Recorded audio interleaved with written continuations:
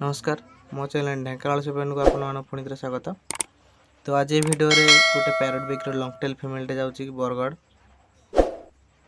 तो female quality देखि पारथे pure coin head अछि जेतु ब्रीडिंग हेंडा तो सेति बॉडी वेट कम अछि से फुल्ली एग लाइन ऊपर आसले बॉडी वेट बढ़ जिवो। आ एटा आगर सोल्ड आउट थला भुवनेश्वर ते भाईकर कोन पर्सनल प्रॉब्लम थिवर से नै नथिले तापर एटा हम बरगड़ सोल्ड आउट कर देथिली। आ देखि पारथे क्वालिटी तो यही फीमेल गला पर आउ दुटा फीमेल आछि हाई फ्लावर क्वालिटी दुटा फीमेल अछि। तो जो भाई उनका दरकार मत व्हाट्सएप रे डायरेक्ट मेसेज कर परिबे कि कांटेक्ट कर परिबे। टोटल दुटा हाई फ्लावर अछि आउ तो क्वालिटी चेक कर दो फीमेल रो प्योर ब्लैक रो अछि कॉइन हेड रे।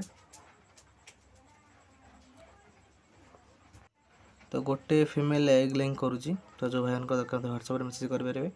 बाकी पैकिंग कंप्लीट कर दबा देखि पारथिबे सेफ्टी पैकिंग है पूरा।